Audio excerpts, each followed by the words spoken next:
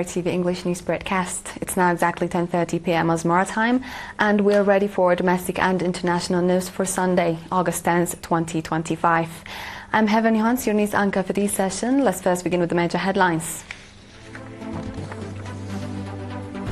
Central region presents its uniqueness at Atra Festival.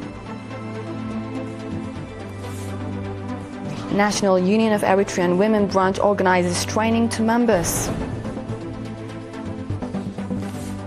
North Korea disassembles loudspeakers at borderline.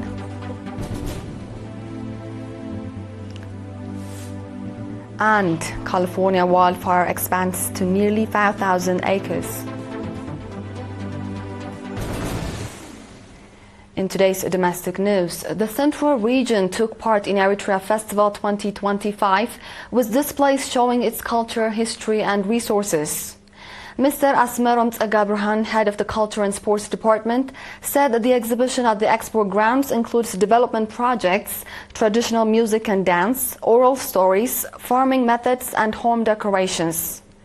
Ms. Elsa Waldegabr and Mr. Hapta Gabra Mariam said that they worked for months to present 16 traditional songs and dances from the Tigrinya and Tigray ethnic groups, along with old artifacts, some more than 100 years old. Ms. Alem Belay, on his part, said oral stories about the bravery and struggle of the people were performed in Aulo, Masse and other styles. Mr. Samsom Kifla said the visual displays show farming, soil and water conservation, fish farming and clean drinking water projects. Visitors said the exhibition was interesting and encouraged young people and students to observe. Eritrea Festival 2025 was opened on August 9 and will continue until August 17th.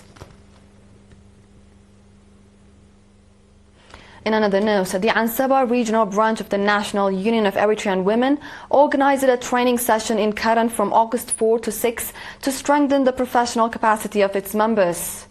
The training provided to heads, secretaries and treasurers active at the sub-zonal level covered accounting and financial management, records management, presentation and report writing, as well as the management of human resources, property and other assets.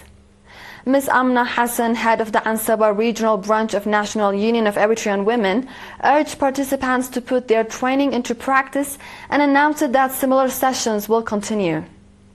Mr. Solomon Asgadom, head of the Socio-Economic Affairs branch at the National Union of Eritrean Women Central Office, highlighted the importance of following legal procedures when handling both in-kind and financial resources.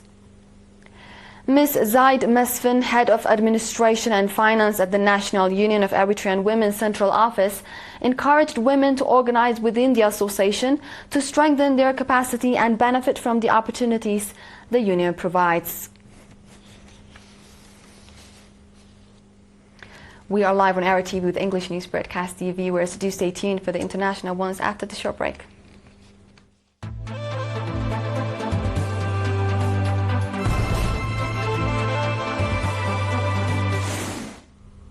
Welcome back. North Korea has started dismantling some of its broader loudspeakers in what appears to be a reciprocal gesture after South Korea removed about 20 of its own earlier this week, South Korea's Joint Chiefs of Staff announced.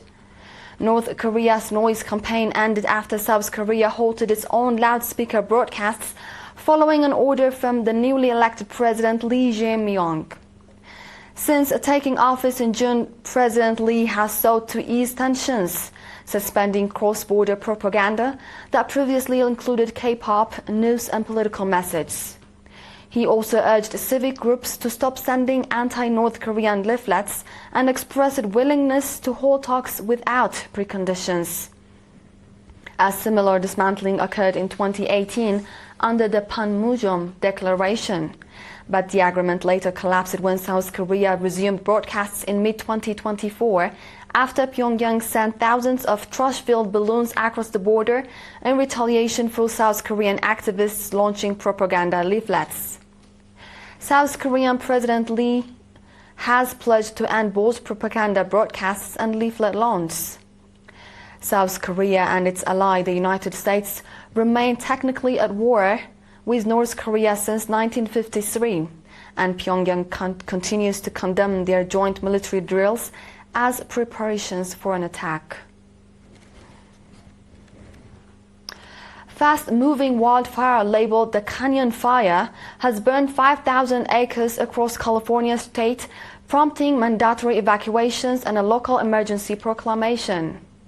The blaze erupted Thursday afternoon and quickly spread eastward, threatening homes, infrastructure, and power lines. The California Department of Forestry and Fire Protection stated that as of Friday afternoon, the fire had crossed into LA County and continued spreading eastward Val Verde. Meanwhile, the LA County Fire Department stated that the fire had grown from 30 to 5,000 acres due to extreme heat and dry conditions. Burning northwest of Los Angeles, the blaze has forced mandatory evacuations for thousands of California residents. Similarly, the Ventura County Fire Department said in a statement that 14,000 people have been issued with evacuation warnings, many of whom are in the city closest to the Canyon Fire, Santa Clarita. Officials said that the Canyon Fire has been partially contained. As of Friday, 25% of the fire's perimeter is under control. However, dry conditions and scorching temperatures are creating challenges for firefighters. Furthermore, the National Weather Service reported extreme temperatures over the next few days, which could complicate firefighting initiatives even more. This wraps up our news for this session, dear viewers, and now let's have a quick recap of the major headlines.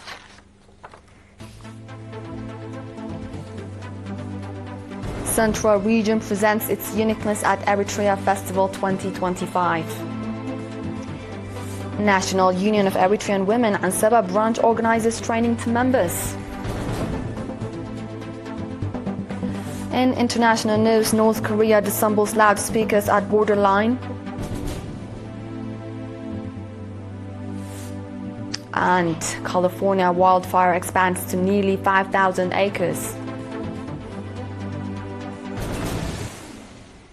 This was World on Sunday with ERi-TV English News Broadcast. Dear viewers, thank you for joining. It's officially a goodbye from us.